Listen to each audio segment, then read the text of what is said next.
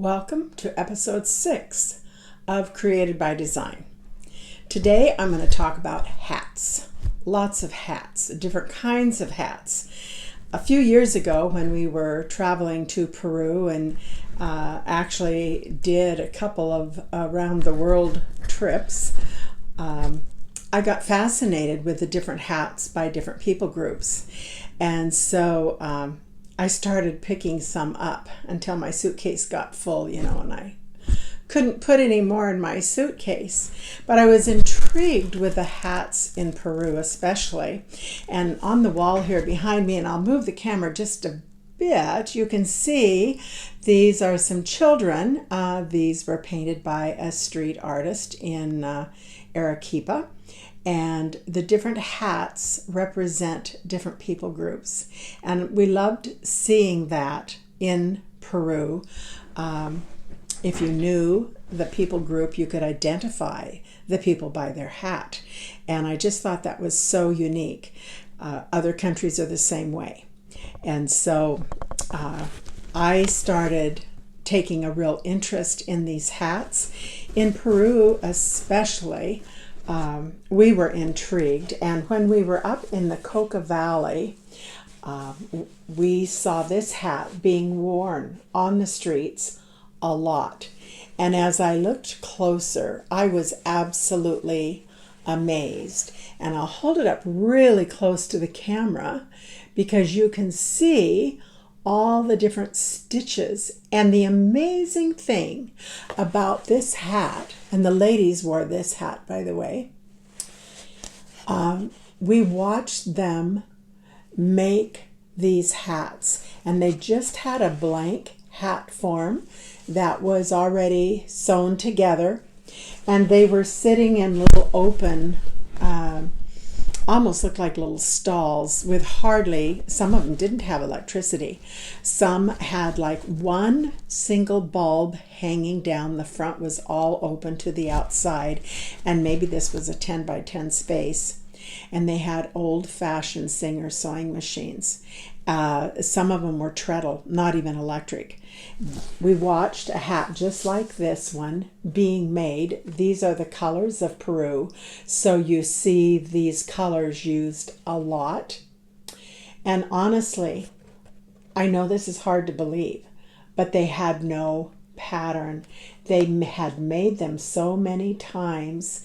They obviously had a starting point, and I believe that was up here at the very crown, and just started, we're talking a simple sewing machine. A sewing machine before there was any fancy stitches, and they just ran it back and forth under that needle. And some of them had a foot on the needle, on the sewing machine, some of them didn't. And it was amazing. And when they would do a whole layer of one color, and then they would change thread, not needle, but the thread, and then do the white in that section, fill in with the blue, and I don't exactly remember the order in which they did them, but let me tell you, it was amazing. And these were just little ladies, some of them not so old, some of them were younger, and they were making these hats. And these were not just for tourism. This is a hat that that people group wore, and this was up in the Coca Valley. And it just amazing. So at the end, they have all these threads from one color to the next, and they sat there and clipped them. I'm sure they have evolved some over the years, but we're just talking amazing. I had to have it for the artistic ability. I was amazed, and I still am amazed every time I look at this hat. And you saw them worn this way. Sometimes you would see them having the brim down, but usually one part of the brim was flipped up. And then we saw, and I'm sure they make extra of these now for tourists. I have no doubt. But nevertheless, the way they were making them was just amazing. So in Arequipa, we saw some shops that they were using the same principle with a sewing machine, and these are made with no pattern drawn. They just start sewing. There's 2 colors of thread used in this. It's just a little coin purse or pencil, whatever. And these obviously are made for us tourists, but nevertheless the process of making this was absolutely stunning. I also picked up a little purse, and I haven't even used this one yet. Look at the design. And it's so precise, you would think, oh, they're just following lines that they've already drawn on. They haven't. They're not. There were no lines drawn. I stood and watched for quite some time, and this is fastened with Velcro. That's a whole new age idea, right? But the process of them being able to do this with old-fashioned sewing machines. I mean, these were relics. These were not wonderful, and a number of them were the treadle kind of sewing machine. And I just was stunned when I saw this work being done. Another hat that we saw in Peru, and we got this when we were in the Coca Valley also, and that's this hat. And of course, this is a man's hat. And it actually is knitted. I've looked at it closely. At first I thought, oh, it must be crocheted, but it's not. It's knitted, and then I believe it was felted enough to make it stiff. And I think as they were felting it, they stretched it back out, but the felting of it made the fibers stick together. And I just thought it was beautiful. We would see women standing along the street knitting, and they knit very differently than we do. Because they're knitting, I'll show you another little hat. They're knitting with a number of colors, different than how this hat was made, I'm sure.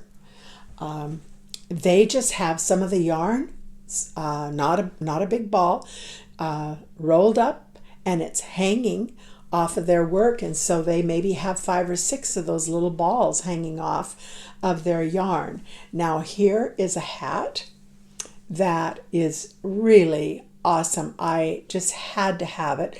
Up close you can see these are all individual little bumps, and in studying this hat I have come to the conclusion these little bumps, these little bobbles, all were put on afterwards. This color change in here was knitted as they went around, and the stripes up here were knitted as they went around. But this bobble design here and up here is all put on afterwards. And this is the inside. Very neat, very clean. They do a beautiful job of tucking in all of their ends. But the reason why I came to the conclusion that was, I guess we would call it embroidered on afterwards, is when I pull this back and look under a bobble, there actually is a knit stitch of the background color under that bobble.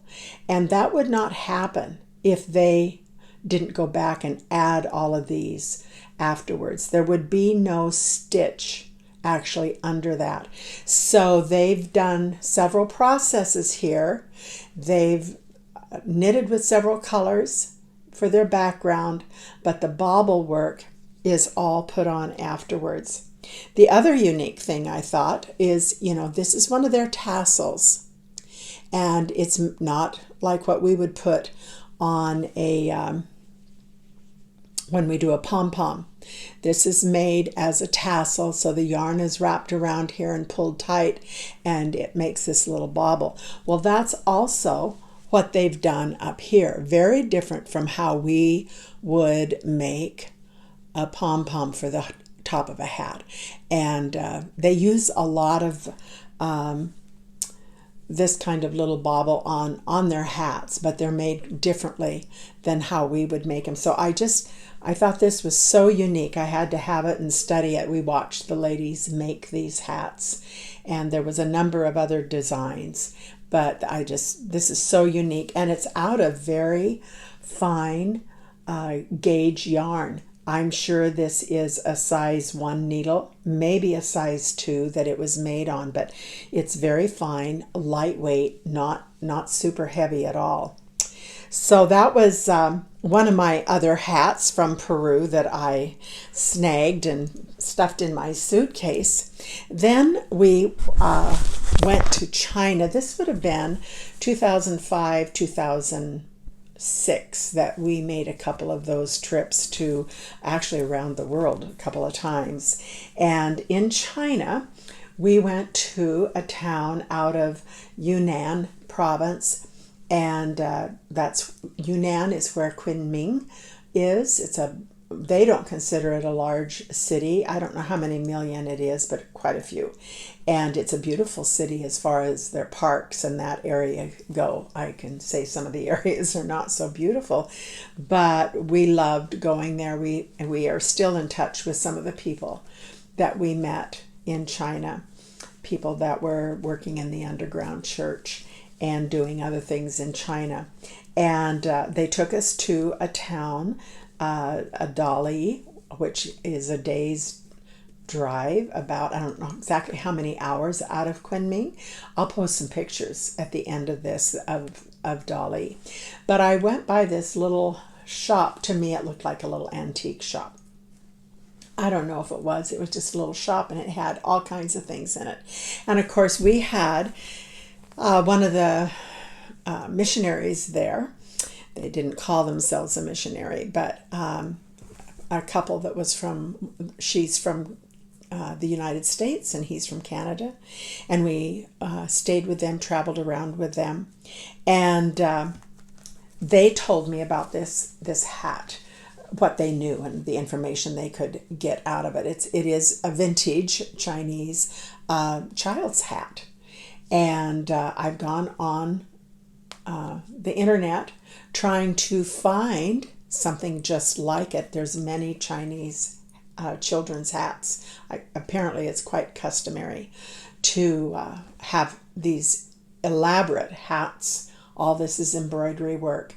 And I found this design on a hat on the internet that was almost exactly, and when I read about it, it was from Yunnan. And so that tells me that this hat also is probably from Yunnan, which was the province that Dali is in. And I just was intrigued with all of the handwork on it. And it's got some loose threads. That's how it came. It obviously has been used. But I was so intrigued. I'm going to hold it really close, and maybe you can see some of the little tiny, all of these are little teeny stitches, little baubles, almost like a little French knot, but it's tiny, tiny, tiny. And that's this area here too.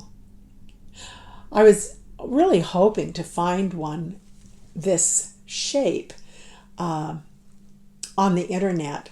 I found some similar, but not exactly like this. But we know it's probably fairly old, and I'm pretty certain that it's from the Yunnan province, and maybe even from Dali. I can't confirm that though. So I was intrigued with that. Obviously, this design represents a particular people group. And in China, when you get out in the villages, you see a lot of different hats in different villages, which would tell you it's a different people group. I think that's pretty customary. Well, I couldn't be in China without getting this hat.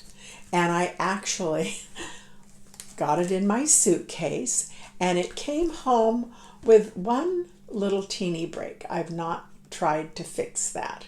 But obviously this was in a little store that local, like farm workers, local people were going to shop. This was not like a tourist place or anything like that. Where we were in Kunming, you did not see tourist shops. But this obviously is all handmade, and it's been modernized, their method for what's going to work for now. Back, if this was antique, it would be made quite different. It's not old. And I just got such a kick out of this. In between this inner layer here and this outer layer, assuming that this is a bamboo of some kind, it has plastic. So it now is actually rainproof for them. And I thought, well, how strange. How do they keep this on their head? Well, with it, they sell you this. So this just sits on your head. And then the hat, so this is what fits into your, and you push it down so it really fits on your head. And the hat sits on that. This is not sewn to the hat. So they must have quick reflexes if the wind blows or something. But anyhow, I had to have a hat like this from China. And I thought that the weaving of it was, for a work hat, I thought it was pretty. So I have these hats hanging on my walls. I'm going to post some pictures at the end of this video of part of our trip when we were in China in 2005 in Dali. And I hope you will enjoy it, and we'll see you next episode. And have a good week. Thanks for watching.